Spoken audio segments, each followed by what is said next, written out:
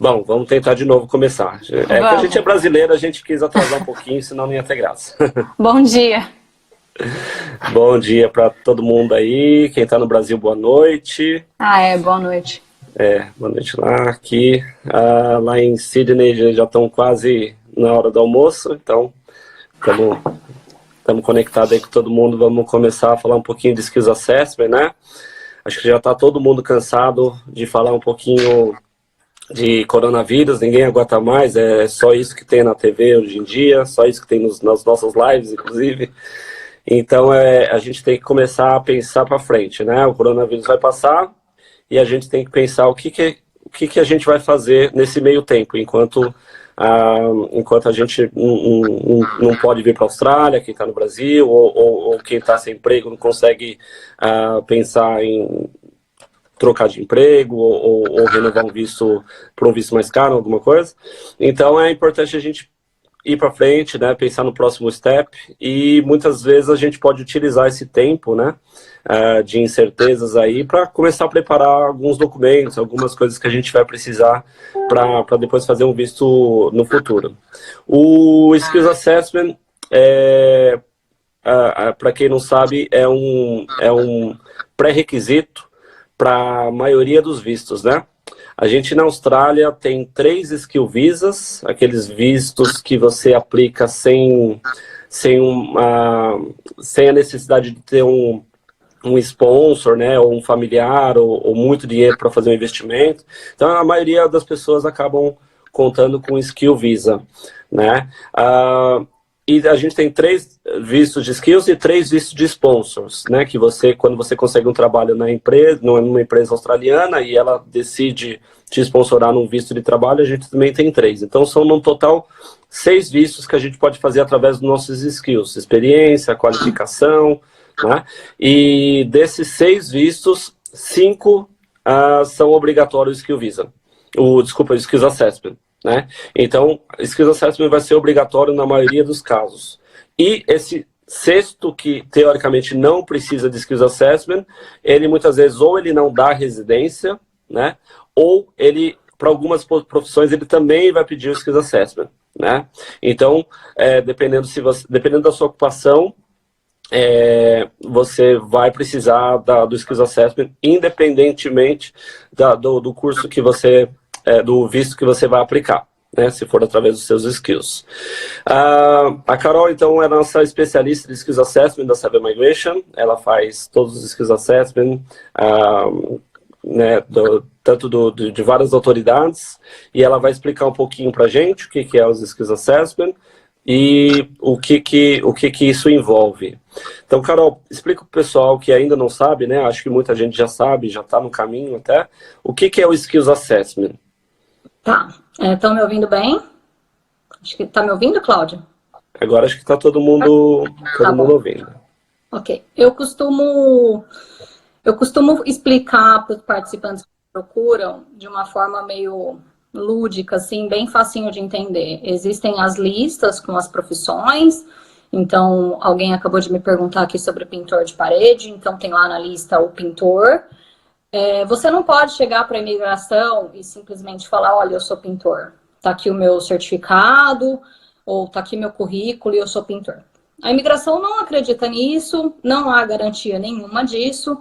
Então, o que a imigração vem fazendo? Ela designou algumas autoridades, que no caso para o pintor seria o TRA, e essas autoridades fazem o assessment para garantir que a pessoa é o pintor.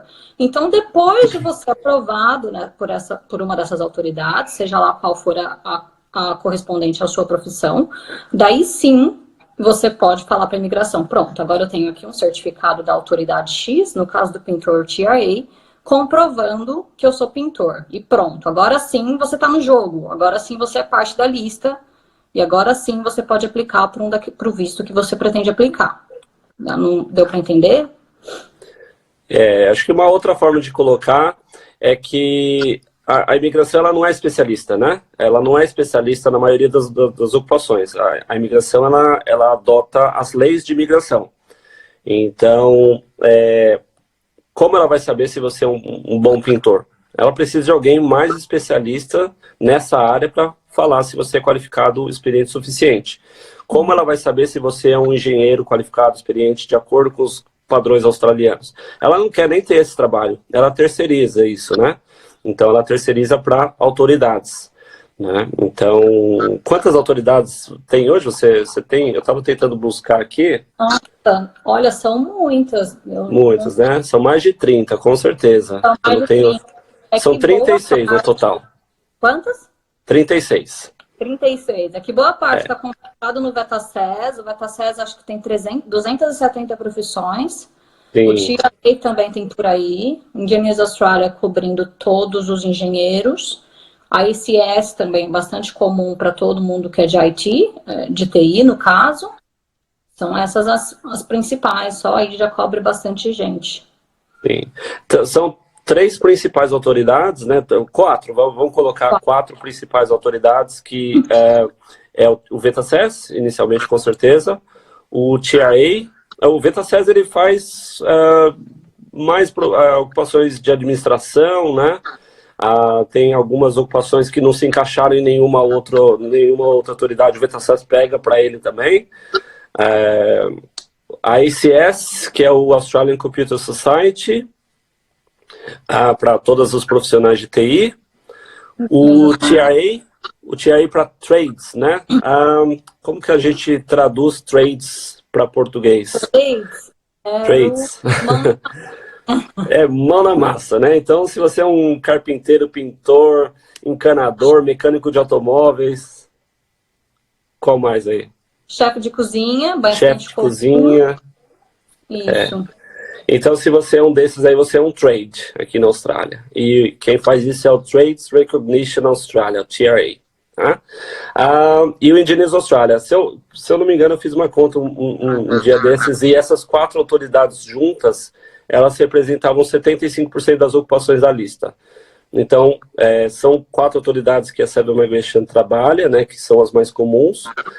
Outras autoridades a gente também faz, só que case by case, né, a gente tem que estudar direitinho a profissão, ver os requerimentos e ver se a pessoa se encaixa. Então, a gente tem que antes fazer uma pesquisa e ver qual que é os requerimentos para acessar a pessoa. Mas o VetaSES... Oi? A gente esqueceu de falar do CPA. Acabei de ver uma pergunta aqui. Do CPA também. CPA ele tem de 4 a 6 ocupações, né? Para contadores e profissionais da área de finanças, né? Então, vamos lá. Tem algumas perguntas que o pessoal tinha enviado previamente, né? E eu vou... O Alberto está perguntando se a gente faz AACC para arquitetos, e sim, fazemos. Só que é tudo bastante caso... AACA, né, para arquitetos? AACA, isso. AACA, que é para arquitetos, a gente já teve um caso de arquiteto, mas a gente precisa realmente fazer uma análise antes, porque são muito específicos, e isso daí varia muito também do país que a pessoa se formou, né? Então aí a gente tem que fazer uma pesquisa, mas a gente trabalha assim com todas as autoridades. É lógico que as mais comuns vão ser aquelas 4: Engineers Australia, ACS para profissionais de TI, VetaSES e o TRA. Tá?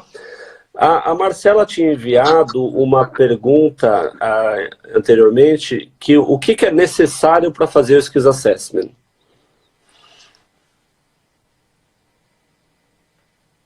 Oi. Eu tava lendo. Para você a pergunta. O que é necessário para fazer Skills Assessment? Isso. Bom, depende da autoridade, né? Cada autoridade tem um guideline que a gente segue de uma forma diferente, isso é muito importante. O seu amigo que reconheceu como engenheiro não vai reconhecer igual você que é química, Isa, que vai fazer pelo VetaSES, então é um pouco diferente. Mas, em geral, a maioria das profissões requer que a gente comprove que você tem a qualificação necessária. Para alguns casos é o Bachelor, para outros casos é só um certificado 3, depende. E a comprovação de experiência, através do trabalho que você já efetuou na sua vida. Tem autoridade que só vai pedir a qualificação, tem autoridade que só vai pedir a experiência, vai aceitar pelo menos só a experiência. E tem algumas que vão exigir os dois. E tem autoridade, o TRA, que troca experiência por qualificação, se o tempo for maior. dependendo do programa, eles podem aceitar que você não tem uma qualificação, desde que você comprove um número X de anos de experiência para compensar, né? Enquanto outras não, se não tem a qualificação, não tem como fazer. Então é muito caso a caso, mas para resumir, é assim, você precisa de qualificação e experiência. Dependendo da sua ocupação, só experiência ou só qualificação. Então, vamos tentar... depois a gente faz individualmente a gente consegue fazer o assessment, a avaliação de cada um, para saber se só a experiência é válida, só a qualificação, ou vai ser necessário os dois. Mas é importante o pessoal saber, e principalmente o pessoal que já está aqui na Austrália há um bom tempo, fora da área, né? Que a gente não pode deixar as experiências ficarem muito velhas, né? Que muitas vezes eles querem uma recência, uma recency, que eles falam, que seja uma experiência recente. Então, se você já está aí há uns 3, 4 anos fora da área, é importante você pensar em já começar os seus Skills Assessment. Aproveita esse tempo aí que está todo mundo esperando o que vai acontecer do coronavírus e já vai atrás do seu Skills Assessment. Tá? Vamos lá. Tem bastante perguntas chegando aqui no... Tá me ouvindo? Tem bastante perguntas. Tá travando de novo? Se você pescar alguma aí, pode responder já.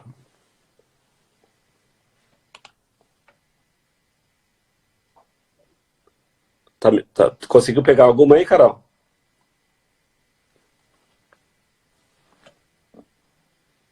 Carol, tá me ouvindo? Alô? Não tá te ouvindo? Vocês estão me ouvindo, pessoal? Ninguém tá me ouvindo? O pessoal tá me ouvindo. Tem algum problema aí no seu áudio. No seu... A gente não tá nem te ouvindo, nem A gente tá te vendo, mas não tá te ouvindo. E acho que você não tá ouvindo a gente, né? Bom, se não responder é porque não. Bom, eu vou responder mais umas perguntas aqui. Eu sei que tem bastante gente fazendo pergunta agora, mas a gente tinha pessoal responder, para o pessoal fazer pergunta antes mesmo de começar a live, né? Nos últimos dias. E eu vou ter que dar preferência para o pessoal, porque a gente está 4 dias colhendo todas essas perguntas, mas se der tempo no finalzinho a gente responde algumas perguntas que estão sendo enviadas agora. Carol, voltou? Eu voltei. Então tá bom. O que eu estava explicando para ele é que tem bastante pergunta chegando agora, mas vamos começar com o pessoal que já tinha enviado as perguntas há 4 dias atrás, né? E aí depois, no finalzinho, a gente tenta responder mais algumas do que estão aparecendo agora. Pessoal, alguns estão perguntando do coronavírus, se está influenciando alguma coisa. A única coisa que está influenciando é que quem tem que fazer experiência dentro da Austrália e está sem emprego, está num mato sem cachorro, né? Vai ter que esperar a crise passar. Uma observação, tinha lido umas perguntas aqui, perguntando se eu me encaixo em tal profissão ou em outra. É importante a pessoa, primeiro, com um agente de imigração, antes de decidir sozinha qual que é a position dela na lista. Muitas vezes isso pode ser um pouquinho confuso. Você acha que, na verdade, você é a posição X, quando, na verdade, você é Y, e daí você tenta reconhecer para aquela profissão, e você não consegue, vai ter um assessment negativo. Então, antes de tentar saber o que você é, a não ser que seja algo muito claro, por exemplo, você é químico, e você tem certeza disso. Mas tem algumas coisas que podem ser muito confusas quando você for pensar no cenário aqui da Austrália. Aqui no Brasil, você pode ser aquilo, mas aqui na Austrália talvez não seja necessariamente o mesmo nome. Então, conversar com a gente de imigração, se você tiver alguma dúvida em relação de tentar aplicar o Skills Assessment. E é importante também o pessoal saber o que fazer com esse Skills Assessment, né? Não adianta você simplesmente falar, então eu vou reconhecer minha ocupação na Austrália, tá? Mas o que você vai fazer com esse reconhecimento? Você também vai ter que aplicar um visto, né? Então, é legal a gente sempre fazer um planejamento antes, tá? Então até porque muitas vezes as ocupações elas são divididas em grupos, né? E dentro do mesmo grupo, elas são muito parecidas, né? E pode ser que uma das ocupações do grupo esteja numa lista que a outra não esteja. Então, por mais que você fale, eu sou isso, eu quero isso, mas de repente a gente pode falar, olha, pela sua experiência e qualificação, a gente consegue te encaixar nessa daqui também, que você vai ter um caminho melhor, né? Porque você consegue aplicar para o visto X, etc. Então, é interessante também não só pensar em qual ocupação você é, mas por que essa ocupação e não outra que está no mesmo grupo e você se encaixaria também, né? Tinham feito uma pergunta se você pode fazer mais de uma ocupação. Você pode fazer mais de uma ocupação desde que você seja elegível, né? Então, se você é um engenheiro, mas com 2 anos de experiência em engenharia, mas você trabalhou 5 anos com vendas, né, de materiais químicos, não sei.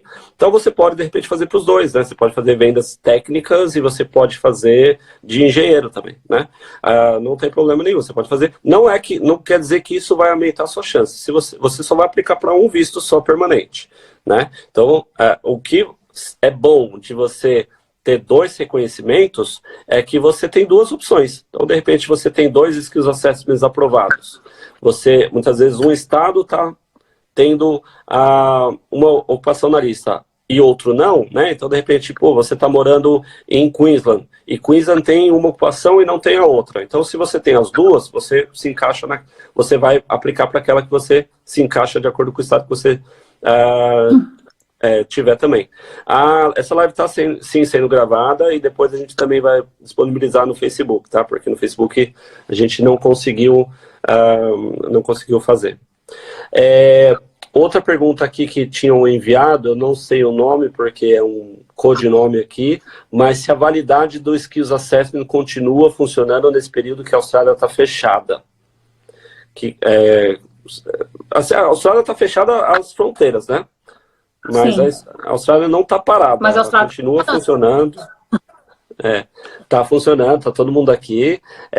Os Skills Assessment continuam com a mesma validade de sempre, né? Alguns Skills Assessment têm a validade de 3 anos, outros têm de 2, né? Quais que tem de 2? VTOC são 3, ACS 2. ACS é 2. Sim.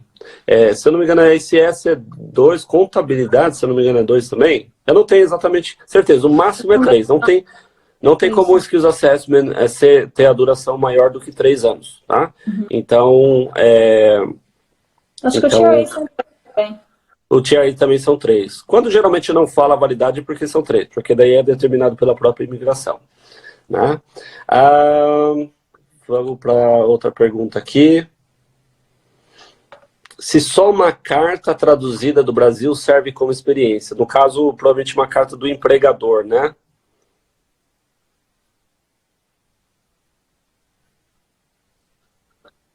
Alô, Carol? Sozinha, não. Carol, te perdemos de novo. Né?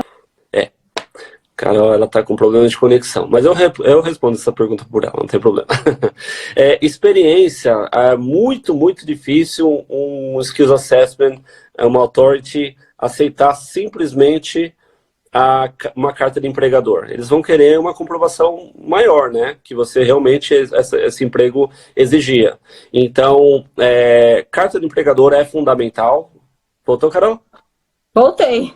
Então, tá bom. Então, continua aí. Eu estava falando que só uma carta do empregador não é suficiente. O que mais que geralmente eles podem pedir? A primeira coisa, os órgãos em geral, eles precisam ter certeza de que você recebia por aquilo, né? Porque se você falar que você trabalhou naquela empresa sozinho, só uma carta de empregador, isso pode ser muito bem uma mentira, na verdade. Muitas vezes pode ser alguém, uma empresa que você conhece, um amigo seu, simplesmente assinando a carta. Então, as autoridades pedem que você comprove que você recebia para fazer aquilo. Para comprovar que você recebia para fazer aquilo, a gente precisa das evidências financeiras, seja olerite, declaração de imposto de renda, o extrato de recolhimento do FGTS, esse tipo de evidência. Sozinha, a carta dificilmente tem algum valor. E outra, tem autoridades que pedem até 2 tipos de comprovação de pagamento, né? E 2 então, tipos, tipo ISS, todas elas pedem 2 tipos de evidência por ano. Então, você trabalhou numa empresa em 2015, você vai precisar para 2015 ter 2 tipos de evidência. Se você trabalhou na mesma empresa em 2016, você também vai precisar de 2 tipos. Então, por exemplo, você pode mostrar o Lerite e extrato bancário, ou então o extrato do FGTS e um imposto de renda, né? Então, são 2 joguinhos de comprovante de pagamento. Eles são bem chatinhos, né? Não adianta a gente tentar falar, não, vamos tentar só colocar uma cartinha aqui que vai dar certo. Não, eles vão querer saber exatamente, muitas vezes, eles vão entrar em contato com a empresa, né? Eles vão entrar em contato, vão mandar e-mail. Oi? Sobre a carteira de trabalho. Carteira de trabalho é bem tricky, porque é um documento que a Austrália não tem, né? Eu não sei se aqui isso tem muito valor. Até porque não comprova suas tasks, não diz o que você fazia, só tem lá escrito qual era a sua profissão. E não tem garantia de que você recebeu por aquele período. É bom para dar suporte, né? Para ajudar na comprovação que você realmente trabalhou. É bom, mas é um documento extra, né? Então, o comprovante de pagamento é necessário sim, e a carta, pelo menos, do empregador falando que você trabalhou, também é muito importante, é fundamental, tá? Vamos lá. Se você vê mais alguma pergunta aí, você pode pescar, tá? Tá. Ana Lívia, a gente está falando de skills assessment, tá? Não de comprovação para o visto.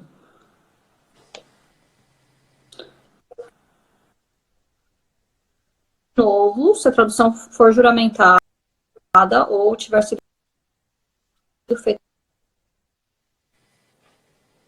Isso. Roberto, né? O Roberto, tudo bem?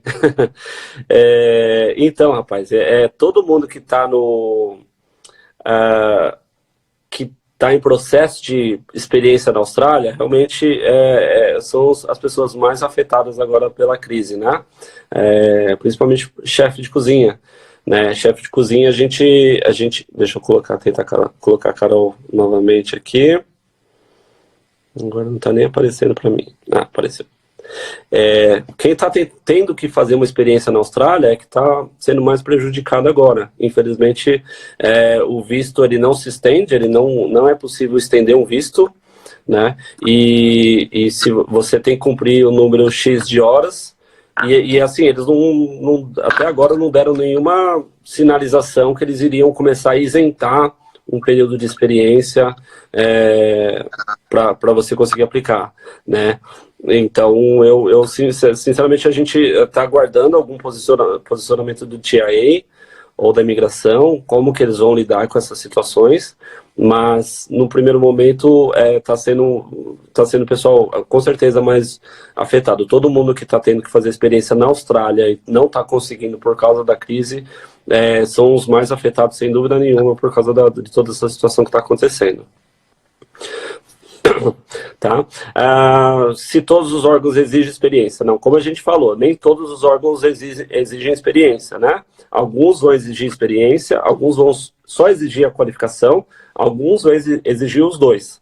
Né? Então, depende muito do órgão. ACA é um que não exige a experiência, né, para arquitetos, mas é o caso específico da ACA, né? Engenheiros Austrália também. Engenheiros Austrália também, mas você tem demonstrado ali uma certa experiência para fazer os episódios da carreira, né? Aptidão. Deixa eu pegar mais perguntas aqui. Um processo de inscrição com visto. Quanto tempo demora para a validação? Depende. o engenheiro, questão de 2 semanas, mas o TIA, por exemplo,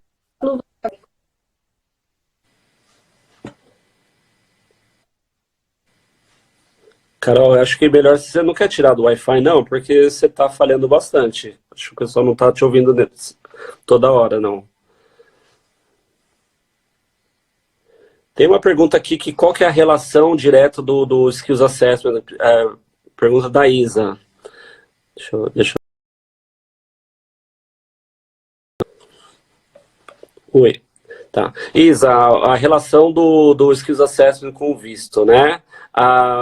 O Skills Assessment é um pré-requisito do visto, né? Então, só de você ter o Skills Assessment não te garante nenhum visto, né? Mas se você não tiver um Skills Assessment, você não consegue fazer a aplicação para aqueles 5 vistos que eu te falei, dos 6, né? São 6 totais, vistos totais entre sponsor visa, de employer, né? De empregadores na Austrália, e os vistos de skill, onde você aplica por conta própria, e o Skills Assessment é o pré-requisito de 5 desses 6 vistos, tá?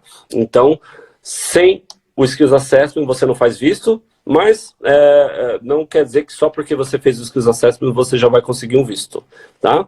Tem muita gente também perguntando da área de saúde, né? Se você é um psicólogo, uma enfermeira, um médico, um dentista, né, que eu perdi a pergunta aqui, mas eu sei que alguém me perguntou de dentista.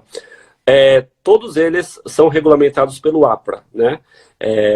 Então o APRA ele sempre vai exigir inicialmente, antes de qualquer coisa, 7 no IELTS acadêmico, né, que é o que eles chamam de Proficient English, 7 no IELTS acadêmico, nota B no Occupational English Test, que é o OET, ou 65 no PTE, no Pearson, né? Então, inicialmente, toda a área de saúde tem que pensar em tirar a nota do inglês. Depois que conseguiu a nota de inglês, quase todos, e se eu não me engano agora todos, porque o de enfermeiro também acabou adotando o mesmo processo agora, inicialmente enviar a documentação, que você tem qualificações, experiência, pelo menos um pouquinho de experiência na área, que você tem registro dessa ocupação, que a área de saúde quase todas exigem registro, pelo menos no seu país você tinha o registro, que você faça um teste teórico e também você faça um teste prático. Tá? Então, depois de todo esse processo é que você consegue a validação. É um processo caro, é um processo longo e é um processo difícil, porque envolve documentação, 7 no IELTS acadêmico, teste prático, teste teórico, e o teste prático não é simples, né? O teste prático muitas vezes é o dia inteiro, né? Que eles vão ficar fazendo o teste prático e eles vão fazer... Eu vou tentar mais uma vez colocar a Carol aqui, se não funcionar, eu vou continuar, porque a gente já está terminando de qualquer forma. Então... na área de saúde... Oi, Carol. Última chance? Última chance, hein? Bom, então, eu estava falando da área de saúde, né, que vai precisar primeiro da nota do IELTS, documentação, eu falo IELTS, mas eu falo teste de inglês, né? Documentação, teste teórico e teste prático, que não é fácil, e ainda no contexto da área de saúde da Austrália, que é diferente muitas vezes da área de saúde do Brasil. Uma alternativa é a gente fazer adaptação curricular, assim como minha esposa fez, porque ela é enfermeira, onde você estuda aqui na Austrália, um programa que eles chamam geralmente ou de Bridging ou Entry Program, dependendo da universidade você vai fazer um programa diferente. E você elimina, né? Na verdade é uma qualificação australiana, um bacharel ou um mestrado, ou alguma outra qualificação que qualquer australiano faria, só que você elimina, né, boa parte desse curso, porque você já tem uma experiência, qualificação nessa ocupação, né? Então talvez é uma opção para muita gente considerar, visto que o processo, se você tentar direto do Brasil, vai envolver vários testes, documentação, burocracia, e é uma coisa que pode ser evitada, de repente, com estudo na Austrália. Além disso, né, muitos estados, né, quando a gente vai para os vistos regionais, State Nomination, que são ótimas opções agora de visto, muitos deles já vão exigir um estudo naquele estado, né? Porque eles querem ter um relacionamento com você. Então é uma ótima oportunidade de você juntar o útil ao agradável, fazer o estudo no Estado para se qualificar para o Estado e também para já eliminar um requerimento de você ter que fazer esse monte de teste. Tá? Cara, você tem mais alguma pergunta aí do pessoal que você conseguiu pescar? Eu estou respondendo as perguntas que estão me fazendo aqui. Quanto custa o Skills Assessment, por exemplo? Foi uma pergunta que já apareceu algumas vezes. O preço varia muito de cada autoridade. O VetaSess custa 968. A ICS é mais barata, custa $500. O TIA depende do programa. Se você for fazer pelo OSAP, que a gente chama, que é o Offshore Skills Assessment, a primeira fase custa 1.280, a segunda fase mais $2.000. Então, os preços vão depender da autoridade que você está aplicando, não tem um valor tabelado para isso. Sim. E o pessoal aqui perguntando também a aí imagino que seja Viu. De tempo, é uma pergunta boa. Tem aqui se a profissão dela está na lista do 189, né, do Skill. É bem específico, mas eu vou responder porque pode ser, muitas vezes as pessoas têm essa pergunta. E a do marido, do esposo, está na lista de South Australia, se ele poderia contribuir para pontos para ela, né? Sim. Quando você está na lista do 189, você contribui pontos para quem está na lista da Regional de South Australia, mas não o contrário. Então, se ele quiser depois aplicar para o 189, você não vai poder dar pontos para ele, porque sua ocupação não está na lista dele. Tá? Mas o contrário, sim, porque o 189 é a lista principal. Bom, eu acho que a Carol não conseguiu entrar novamente. Tem algumas pessoas perguntando se dá para fazer do Brasil. Né? Se dá para fazer o Skills Assessment do Brasil? Dá, com certeza. Até porque a maioria das pessoas vai usar qualificações e experiências que elas adquiriram no Brasil. Então não tem problema nenhum você fazer do Brasil. Claro que algumas ocupações, inclusive o TIA, que é bastante comum, eles vão exigir um teste prático. Né? Então, esse teste nem sempre você vai conseguir fazer no Brasil. Né? Então, se sua ocupação envolve um teste prático, né? Então, aí não dá para fazer do Brasil. Tinha até alguns centros de treinamento aí do Brasil que faziam testes com o pessoal que tinha ocupação no TIA, mas eles não existem mais, hoje a gente não está sem nenhuma opção. Né? Então, e outra coisa que é importante, né, de vocês pensarem em fazer do Brasil é primeiro fazer uma consulta com a gente, né, para você entender quanto tempo é a previsão de que você aplicar um visto. Porque muitas vezes um programa de imigração, um caminho para a imigração, ela vai envolver um período na Austrália, de estudos, de trabalho, ou você vai ter que conseguir mais experiência, ou uma qualificação australiana, e você vai ter uma validade desses Skills Assessment. Então, por mais que eu poderia falar que, vamos fazer já o seu Skills Assessment, porque eu vou, né, tipo, para começar já, e você já ser cliente da SEB, não, nem sempre é a melhor opção. Né? A gente tem que verificar, por exemplo, que muitas vezes eu falo para o pessoal, olha, você tem que vir para cá, você tem que passar 2 anos aqui, 3 anos, e o seu Skills Assessment vai vencer até lá. Muitas vezes você tem que fazer um período de inglês, né? E vai demorar para você pegar essa nota.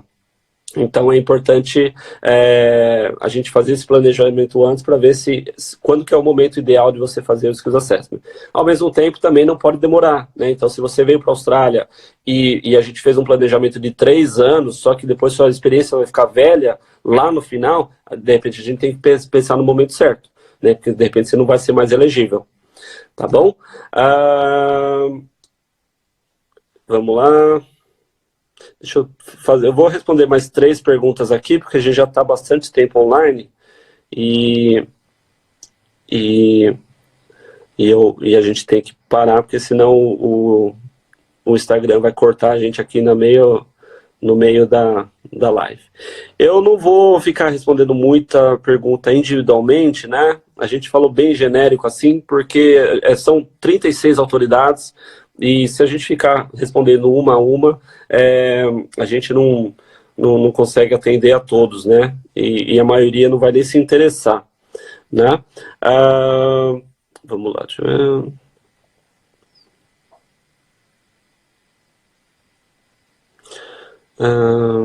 A Carol já está respondendo algumas perguntas aqui. Deixa eu fazer as mais recentes, que provavelmente ela ainda não respondeu. Se o mínimo de pontos mudou. O mínimo de pontos mudou, foi no meio de 2018? Ou no meio no meados de 2018, o mínimo de pontos mudou, 65 pontos, né, que passou de 60 para 65 pontos. Isso, agora, mudou o que está na lei, né, que é o mínimo. Isso não quer dizer que é o que eles vão te chamar, né, dependendo do estado, dependendo do visto, a pontuação e da ocupação também, a pontuação pode ser maior. Então, por exemplo, por mais que o mínimo de pontos da lei seja 65 pontos, se você quiser pensar no visto 189, que é o visto que todo mundo deseja, né, o mais concorrido, você tem que pensar no mínimo 90 pontos, né? Se você quiser aplicar para estados mais concorridos, como New South Wales, onde fica Sydney, ou Victoria, onde fica Melbourne, então você vai ter que pensar numa pontuação maior também, tá? Então vai depender muito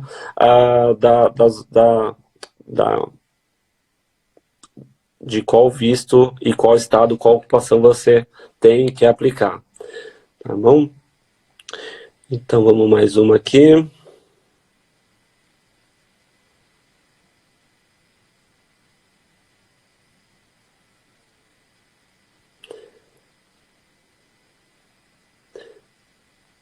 Um minutinho aqui, gente. Vou pegar mais umas duas perguntas aqui. Eu só tenho que ver o que a Carol não... Bom, a Carol já está respondendo as perguntas do Instagram. Eu vou buscar mais alguma do que o pessoal tinha feito anteriormente, né? Quando a gente pediu as perguntas. O Gabriel Giosa tinha perguntado se deve fazer o Skills Assessment primeiro e depois o meu planejamento de imigração. Não, o ideal é você fazer o seu planejamento de imigração antes, né? Porque muitas vezes você faz o seu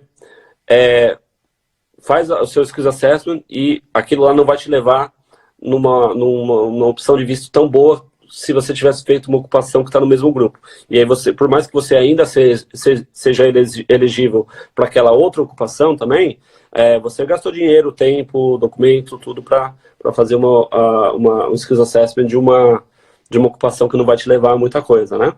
Então, não sei se é interessante você tentar sempre fazer um planejamento de imigração antes, a não ser que você já sabe, né? Você fala, não, eu já sei, eu já fiz consulta com 5 agentes de imigração e eu já sei o meu caminho. Então, faz só a consulta com a Carol, ela já vai te dar todo o caminho de como conseguir o Skills Assessment. Só para vocês saberem, né, isso é bom a gente frisar, a Carol, ela não é agente de imigração. Ela só é especialista em Skills Assessment. Então, ela não vai conseguir te responder perguntas sobre elegibilidade para visto, pontuação, né? Então, se você já tem o conhecimento do seu planejamento, porque você já fez consulta com outros agentes de imigração, pode fazer direto com ela que ela vai ajudar. E agora, se você for precisar de um caminho, né? Aí vai ter que ser ou comigo, ou com a Juliana Stockinger, de Sydney, ou com a Ana Letícia, ou com a Mariana também, que para quem fala espanhol ou fala muito bem inglês e estiver confortável de fazer com ela, pode fazer com ela também. Tá bom? Última pergunta, antes de a gente encerrar, e a Carol continua respondendo todas as perguntas que vocês estão mandando no Instagram.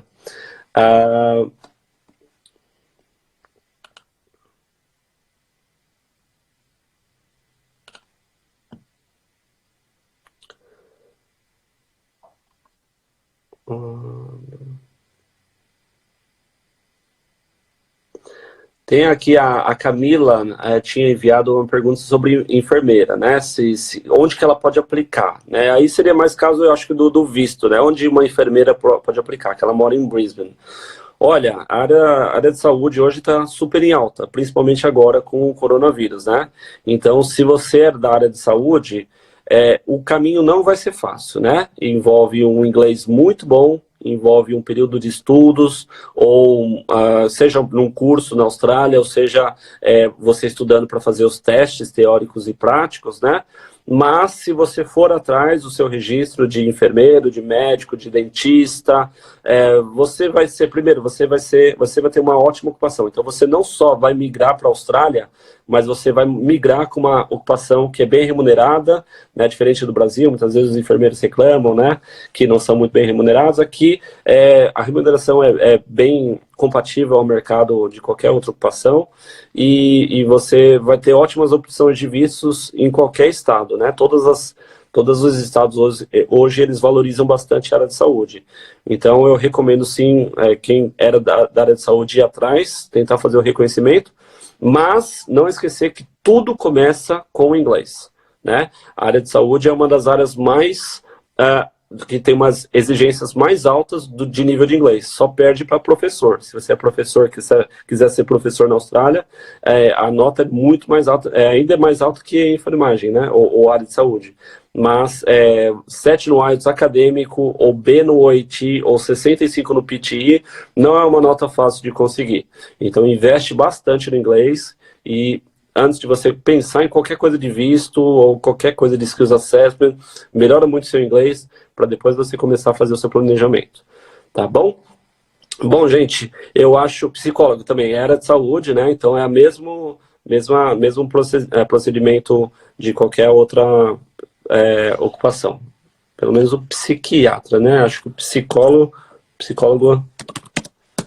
psychologist, sim, é outro órgão, é o APS, né, mas também é considerado como a área de saúde precisa do APRO. Tá bom, gente? Então é isso, eu espero ter respondido a maioria das perguntas, espero ter ajudado.